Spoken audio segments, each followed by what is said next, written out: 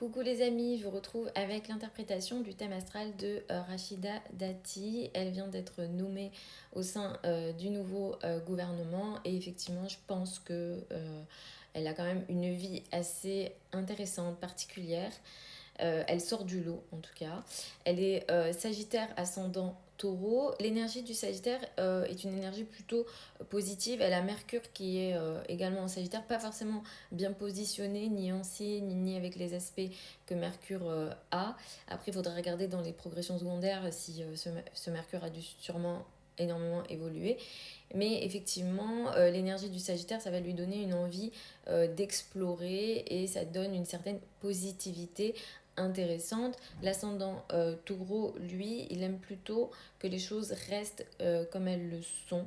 Il a besoin de sécurité. Elle a beaucoup de terre. Elle a un stellium en Capricorne aussi. Et le stellium en Capricorne ne m'a pas étonnée. Elle a Vénus et la Lune qui est en Capricorne aussi. Donc c'est une personnalité qui est très froide, qui est très concentrée sur le travail et la carrière du fait de ce stellium en Capricorne, mais aussi parce que toutes ces planètes sont en 10. Donc le statut social pour elle est très important. Et ce qui est un peu marrant, entre guillemets aussi, c'est que Vénus et la Lune donc, sont conjointes. Ici, ça donne plutôt une belle image, hein, c'est une très belle femme, Rachida Dati. Et elle avait été aussi dans certaines polémiques quand elle était sous le gouvernement de Sarkozy pour, je crois, certaines dépenses beauté, les robes ou je ne sais quoi. Je sais plus, je connais pas les détails, donc je vais pas pouvoir en parler. Mais c'est vrai que elle était un peu critiquée parfois par rapport à des choses en lien avec le féminin. Donc la Lune et Vénus qui est là-bas, je trouve ça intéressant à ce niveau-là. Un Mars en Capricorne, ça donne des personnes qui vont avoir une forme d'action. Ou alors quand ils seront dans la bataille, ça va être, ils sont très endurants en fait. C'est des gens qui sont très endurants dans le combat. C'est un très bon Mars, hein. C'est un Mars qui est dit exalté en astrologie. Après, la Lune ici, elle est en exil. Vénus n'est pas très bien positionnée aussi pour le côté féminin. Et c'est vrai que on peut considérer que l'énergie féminine ici est un peu basse. L'ascendant taureau, bien sûr, rattrape. Et ce qui est intéressant aussi, c'est son Jupiter qui est à 28 degrés du signe du Gémeaux. Jupiter ici en exil, il y a la part de fortune à côté et qui donne une très belle énergie. Il y a une certaine chance et cette chance elle est dans le domaine des idées, de la parole, de la communication et effectivement on ne peut pas lui enlever ça aussi. Et ce qui est intéressant, voilà, c'est ce T carré Mercure, Saturne et la conjonction Pluton-Uranus ici qu'on va considérer en 6 si on prend le thème en Placidus, en 5 si on le prend en wall sign.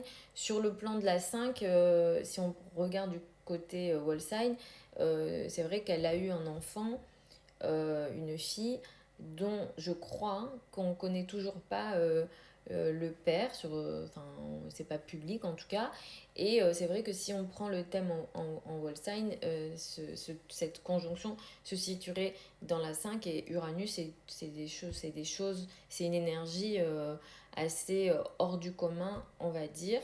Et c'est vrai que je pense, hein, Mercure avec carré à Saturne et carré à cette conjonction, elle a pas sa langue dans la poche et ça ressort beaucoup. Et c'est vrai qu'elle avait été beaucoup. Euh, elle est souvent, disons, reprise par rapport à certaines de ses déclarations. Parce que ce qu'elle dit, parfois, ça choque. C'est assez dur aussi. Donc, elle est faite, je pense, hein, pour dire des choses entre guillemets qu'elle qualifie de réel, hein, avec le carré à Saturne, mais elle le fait avec très peu de diplomatie et parfois effectivement elle peut choquer. Donc là, dans la période à venir, elle est plutôt dans une période, je dirais, intéressante, mais il va falloir qu'elle fasse attention à la période fin 2025, début 2026, parce qu'il va y avoir certaines oppositions avec ces planètes en Capricorne. Donc potentiellement, Rachida Dati, sur le plan politique, je dirais, elle pourra être remise en question, pardon, fin 2025 et début 2026. Donc on verra où on en sera, parce que c'est vrai que concernant la politique française, là, on est dans un flou dans énormément de flou, donc on verra où on en sera. Mais effectivement, ouais, là pour l'instant elle est dans une bonne période, mais j'ai l'impression que ça ne va pas durer beaucoup. Voilà les amis, j'espère que c'est une analyse qui vous a plu. N'hésitez pas à me donner toujours les noms des personnalités que vous souhaitez que j'analyse.